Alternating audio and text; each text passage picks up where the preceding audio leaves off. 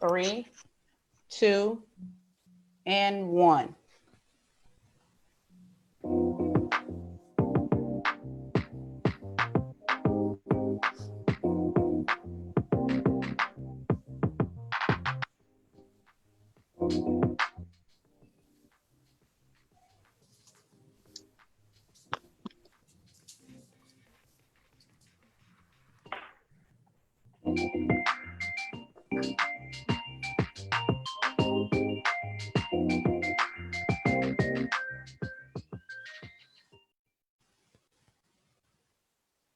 Hi, I'm Marla Lewis. Welcome to this week's episode of Red Door Conversations, Real Talk and Real Tea. Thanks for joining us today, and I want to introduce you to my co-host. We have first coming up is Kimberly Dixon Dudley. Hey, Kim, how's it going? Hey. Then we have Tana Young. Hey, Tana, how are everyone. you? I'm doing And great. Great. all right, and then we have Lisa White. Hi. All right. So, guys, today we have a very interesting show for you. We want to give you a few minutes so that you can call everyone in your family because everybody in the family has kids, right? You have a grandkid, you have a niece, nephew, and what we're going to be talking about today is what's going on with our education. As far as the kids go, we all know that we've been going through this situation with COVID-19. And it's a peculiar time. So, with that being said, we have a few guests with us that I would also like to introduce. But I'd like to read off a little bit of their bio as I introduce them.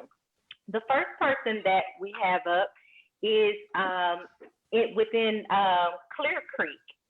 I want to, before I introduce anybody though, guys, I want you as our audience to know and to understand that we are dealing with COVID-19. And for those reasons, there have been decisions that have been made, and our educators are doing the best that they can do to make sure that our educational systems are able to continue to help our children and even our young adults to flourish with their education. So, with that being said, I want you guys to know that the views and opinions stated on this show today are not representative of the institutions that our guests on the show work for, according to their knowledge at the time of the show. What we're bringing to you today is some good information to inform you as a parent, as a grandparent, as aunts and uncles, so that you can make preparation.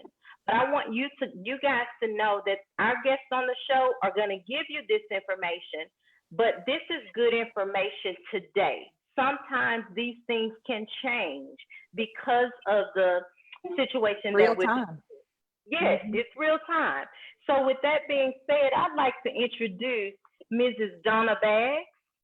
Ms. Donna Baggs is a veteran CCISD leader who has served as assistant principal of Clear Falls High School and Westbrook Intermediate. Mrs. Baggs is a doctoral student at Texas A&M University.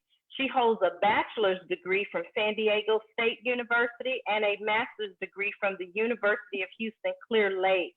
Thanks for joining us, Mrs. Baggs, who is now the Dean of Instruction for the Early College School, Clear Horizons, within the CCISD district. Welcome to the show, and thank you so much. Thank you. Thank you, Marla, for that wonderful introduction. I'm happy to be here. Awesome. Next, we have, guys, Shantae McCurdy. Shantae is a 13-year educator who serves in the role of instructional technology specialist for the Houston Independent School District. She is inspired to inspire the next generation of leaders through communications, digital media relations, and integration technology. She is a passionate educator, as you can see, because she's on the show talking, giving us updates about what's going on, who wants to see all students and staff successful in all of their endeavors. Shantae, thank you so much. Hi, thank you all for having me. Awesome. Okay, and then we have Christine Laveau Haley. Christine is a political science professor and assistant dean for academic programs at the Honors College. Professor Laveau received her bachelor's from Spelman College in Atlanta, Georgia, and her doctorate from Louisiana State University in Baton Rouge, Louisiana. Her teaching and research interests include legislative politics, Black politics, and political behavior. Dr. Laveau has fused these research areas together, focusing much of her attention on minority representation in Congress and Black electoral politics. Thank you so much for joining us, Dr. Laveau Haley. How are you? Thank you. Very, very well, and I'm happy to be here. Thanks. All right. And then the next guest we have, guys, is Darlene Scott. She is entering her 17th year in education. This is her 5th year working for Humble ISD as a campus response to intervention specialist. Response to intervention, or RTL as it's called, is the practice of meeting the academic and behavioral needs of all students through problem solving. This practice helps to ensure the identified individual needs are met by encompassing research-based interventions. Thank you so much, Ms. Darlene Scott, for being on the show today. I am just looking forward to hearing from each of you guys as to what is going on. So my first question is, I know that, you all are educators. You all know what you're doing, but with the uniqueness of this situation, how are the schools planning to deliver quality instruction remotely? Well, I'll start. Being here in Houston ISD, the remote instructional plans, as far as that being effective for all of the students, it's actually starting with each individual campus, the leadership, as well as the faculty and staff coming together to ensure, number one, that we're able to reach each and every student. We have, throughout the district, taken the opportunity to see what students, during that March, April, May time period that we did not reach for, various reasons. And so that's first and foremost, because we can't, dive into instruction until we know that we actually have the student engaged, we have the parents on board and things of that nature. And so we're starting there first, with making that contact to ensure that we reach the students and their parents and then meet their specific needs as it relates to remote learning. We've been a one-to-one school district as it relates to technology and them having their laptops for about 8 to 9 years now for our secondary schools. And so we're moving into making sure that our elementary students receive those devices as well. And so I think those are the first two things, that I would speak to as it relates to how we're getting started and making sure that the students have their needs met when it comes to getting into this remote learning. Thank you so much. Who wants to go next? So I'll go ahead and add to that.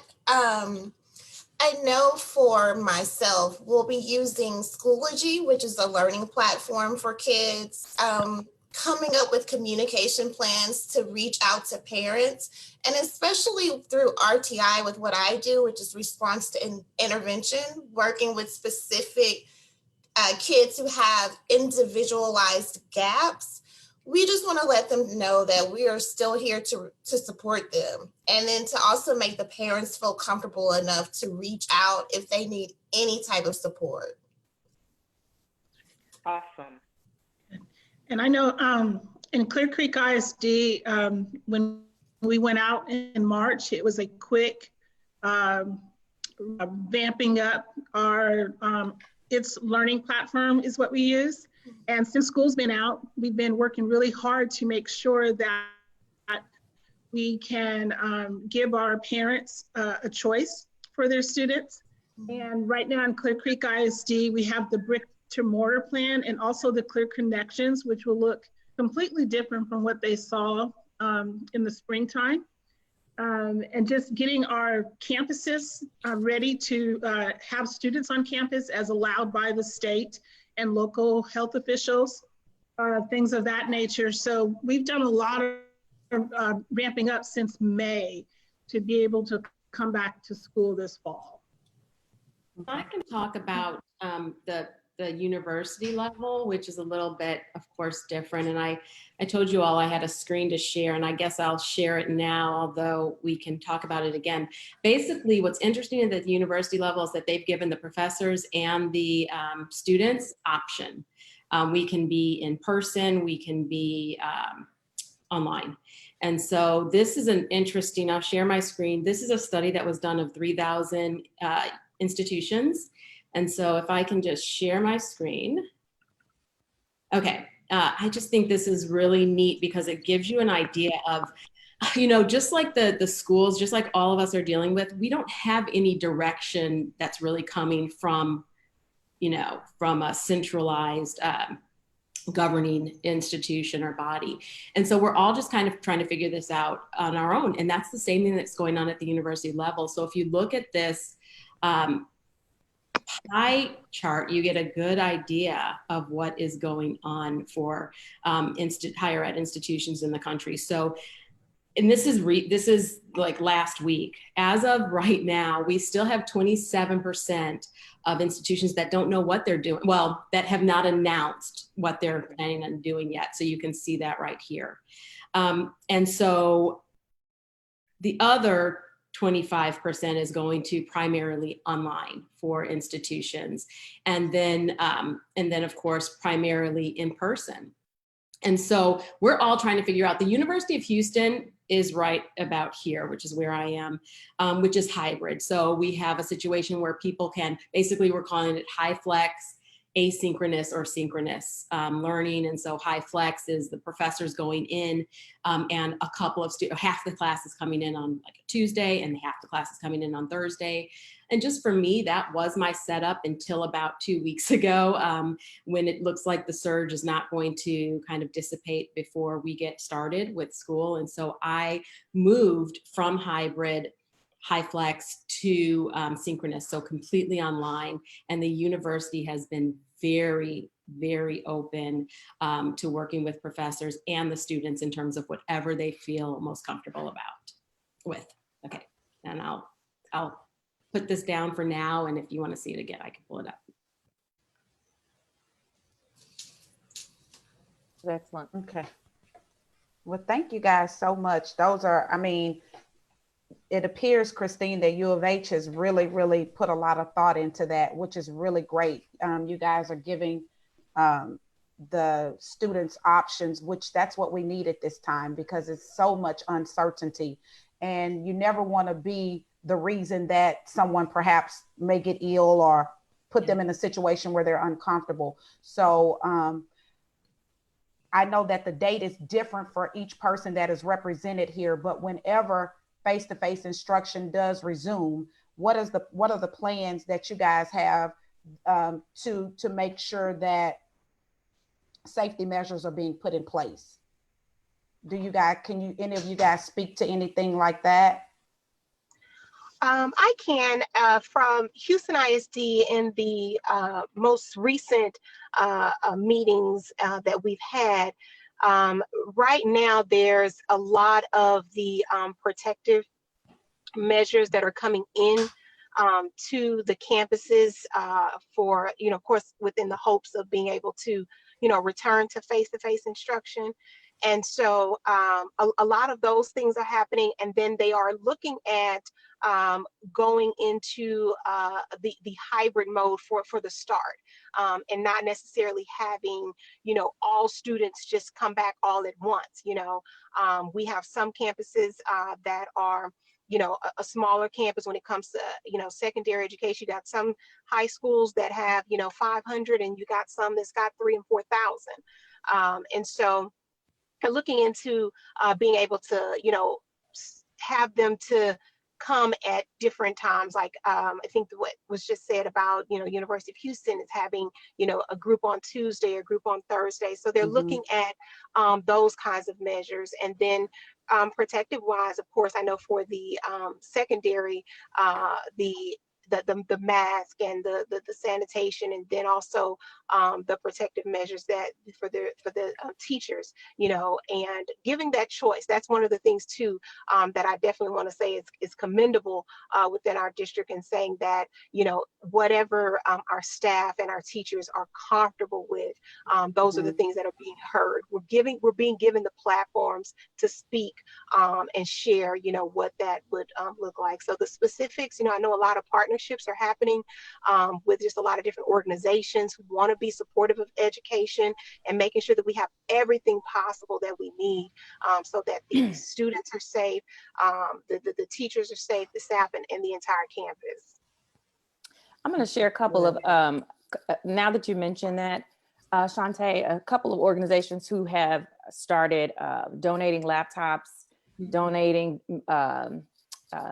mobile devices, so that people, and we'll put a link to this on our Facebook page, so that folks who are trying to transition into maybe a hybrid or 100% online actually have the resources and don't have to go out and try to find money to buy a laptop or computer to continue their education. So CompuDot is one, and then Literacy Now is another organization. They're donating laptops and mobile devices for people who are looking for or in need of those items. So, and like I said, we'll put a link to that on the website. But good information, you guys. But the one question that was popping in my head here is, as we do try to transition back into a brick and mortar on-site campus setup, we have to have some contingencies in place. I assume, if someone is diagnosed with COVID-19, have you guys been given any instructions or any idea about what that would look like if a student or teacher is diagnosed on campus?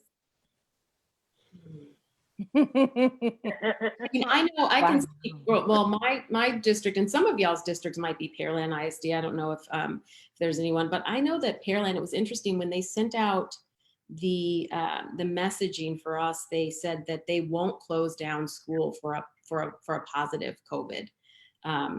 They will that section will be kind of closed off and deep cleaned, et cetera. So I thought that was interesting. It's part of one of the reasons I've decided to go online with my children. It just doesn't, for me, maybe that makes sense. And maybe one of the other ladies on the panel can kind of speak to that. That concerned me a little bit, but basically they're like, we can't shut down, I guess, for everyone, positive COVID test. I guess there has to be some type of, a trend that they see, and then they'll close down. So, but the university, we haven't really talked, they haven't given us any guidelines in terms of that yet.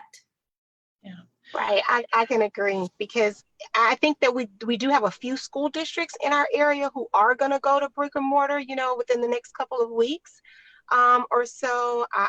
So I think it's just going to be like a wait and see, let's see what happens with the few that are, going have given that option, for some students to return back to campuses. We don't have that option until October 16th in Houston ISD.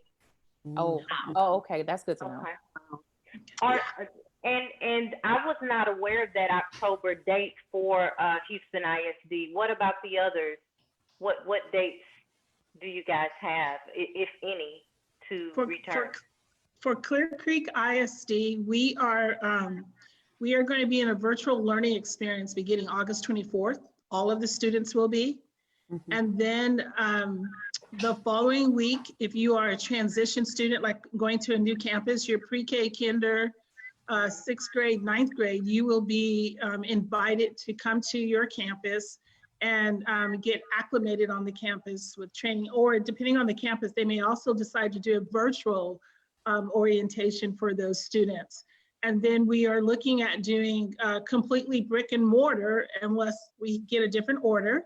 The thing about Clear Creek, we are in 2 different counties. We're in Galveston County and we're also in Harris County.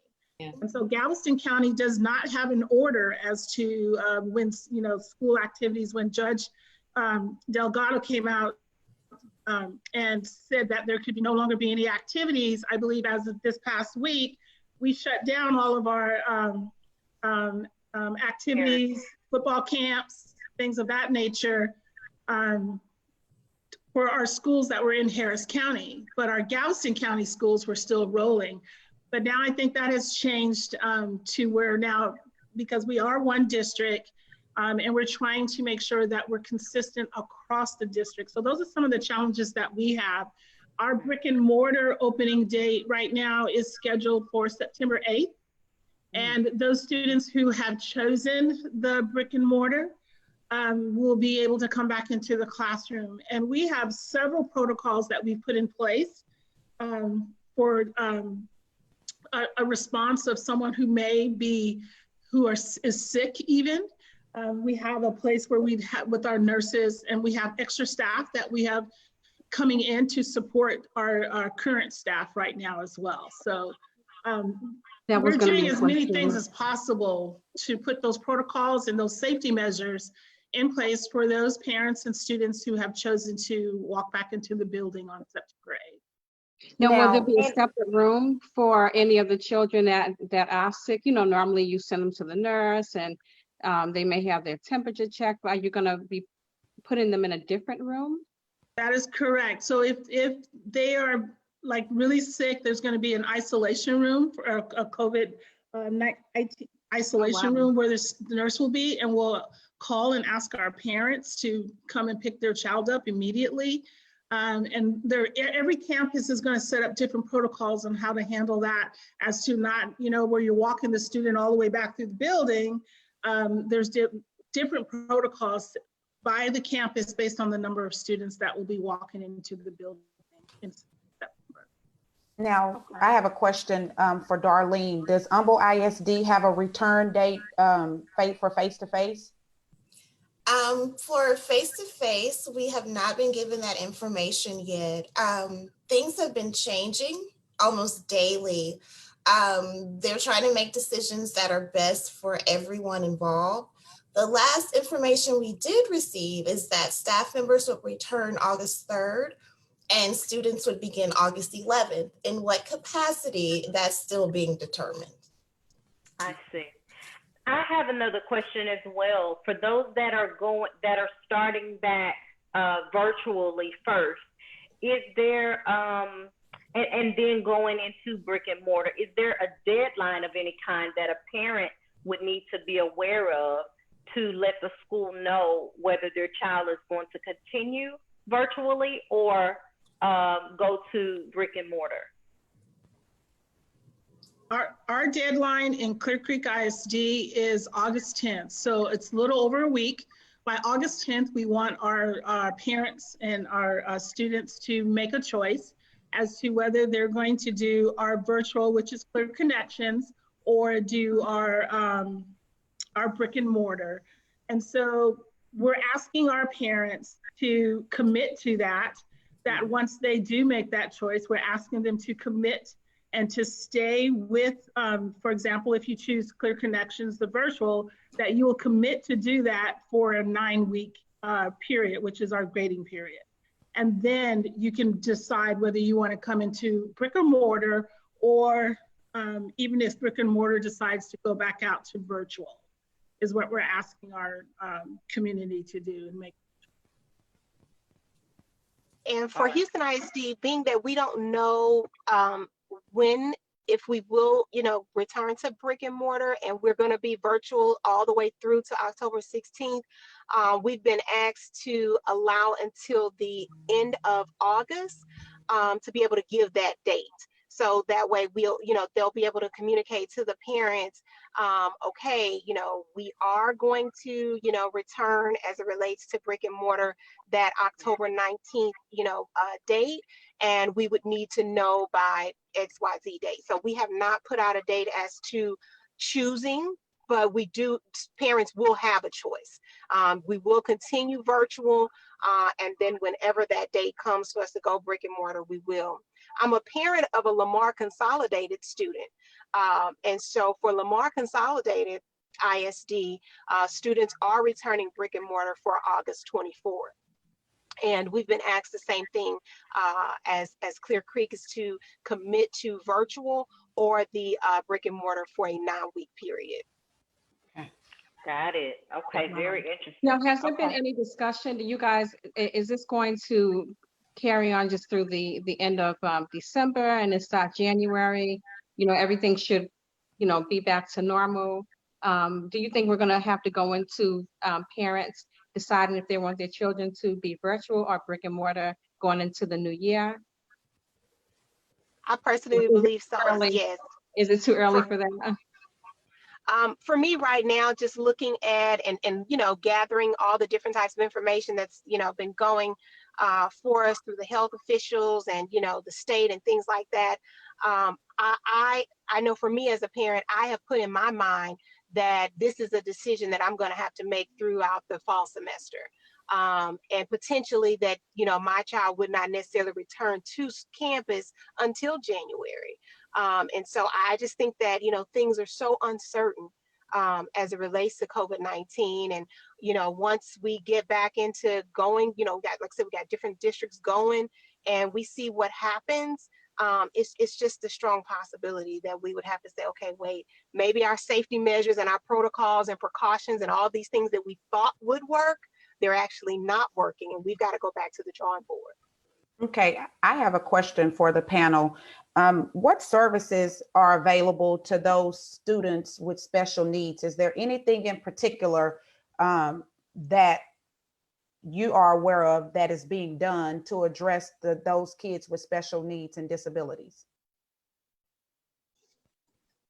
I'll start on that one. I do know we are being trained for remote instruction if that's the route the district decides to go.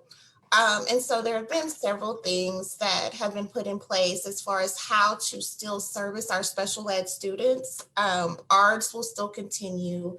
We'll have breakout rooms in a virtual platform so we can still provide accommodations and one-on-one instruction for our students with special needs. So they'll still be with their co-teacher and they'll still get their accommodations, and we still have our art facilitator working in the background and making sure that accommodations are being updated routinely, and then also developing that communication plan with the parents and just really making sure that they are aware of what's going on, and also giving them tips as to how they can help their kids at home if they are learning virtually. So there'll be a difference made to their IEPs, I take it, because of COVID? That I'm not for sure at the moment. I know like when we do return to school, whatever is on the IEP is what is followed. It wouldn't be until they had like an updated meeting and then things might change based on that student's needs or what was experienced in the spring. Okay. Yeah, and I know for the same thing for us, for Clear Creek, it's based on what the students' IEP and the special services that they are going to need. And I know they're vamping that up as to how they're going to service those students on a regular basis, just like we would do any of our other kiddos, following their individual educational plans. Will there be any time to, let's say, for instance, students that are entering the 9th grade and did not, you know, they were not able to take a tour of the school and meet their teachers? Is there anything in place for the students that are special needs to, you know, have that tour and to meet their teachers before they do go back to school?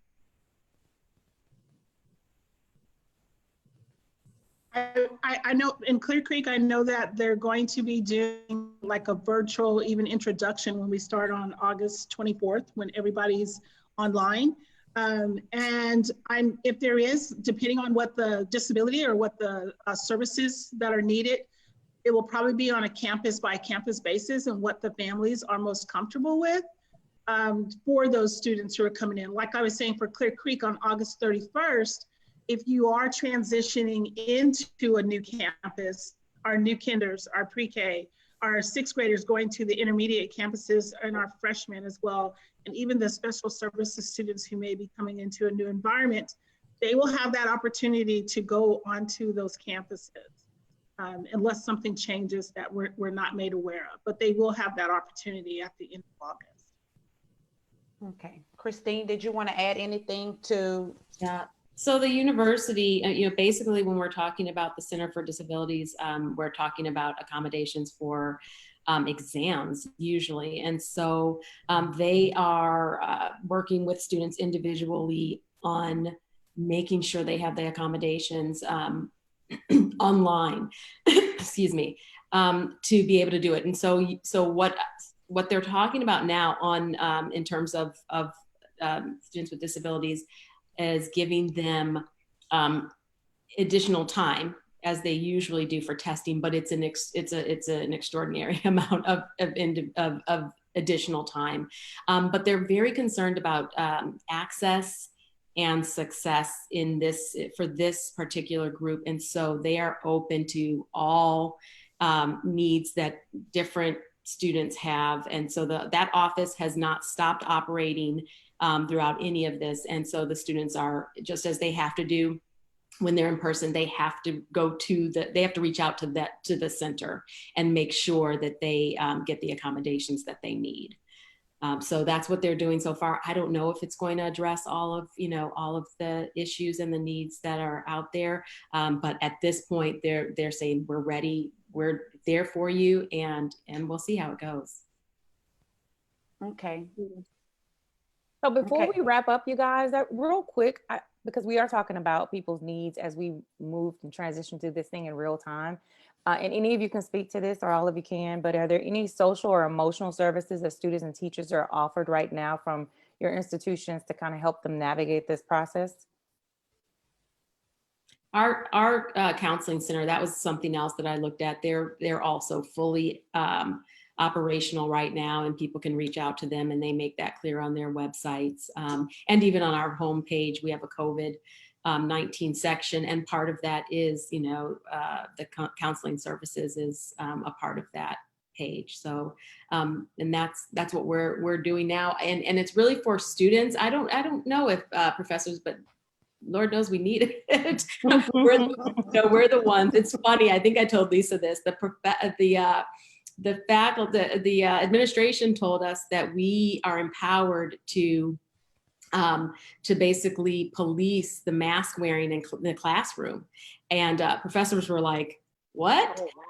So think about that. A professor being like, "No, you've got to," and a student, maybe not complying. And so I think professors, we have a lot of stress as we think about going back in the classroom as well. So we could use some counseling. Wow. And That's very then, interesting. I didn't even think about that, but that's just a testament to one of the reasons why we wanted to have this show today, because that's me not being a professor. That thought never entered my mind. I can't imagine that's very tough to deal with. Yeah. Because you still have, people that want to wear masks, don't want to wear masks, and that type of thing on top of your job that you already must perform.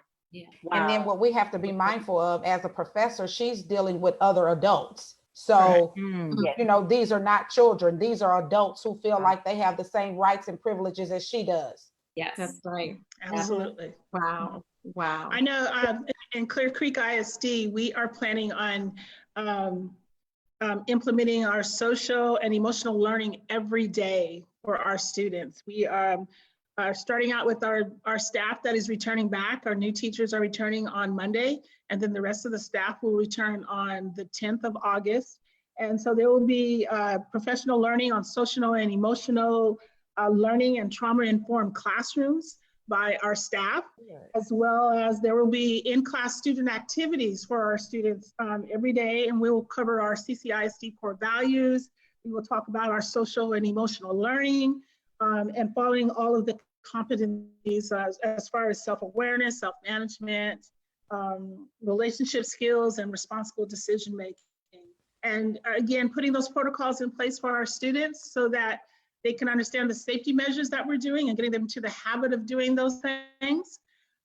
Totally different from, working with the adults, but I'm at the secondary level, so they think they're adults. Yes. They have very strong, strong opinions about what they want to do and what they don't want to do. And we, as always in our districts, we have mental health supports, not only for our students, but also for our teachers. Good. Excellent. That's great. Yes. Yeah. Yep. And I'll go ahead and speak from just my position. I know when we started virtual learning in the spring, we had our extended spring break. One thing that I did for my RTI students who are struggling learners anyway is that I would just send them like a quick survey, like a temperature check, just to see how they were doing, like a thumbs up, smiley face, totally bored, whatever it was. So that was my way of checking in on their social and emotional needs. And then I also invited them to Zoom meetings just so that we could talk, not necessarily go over a lesson, but just to see how they were doing. And so that's something that I will continue to do in the fall.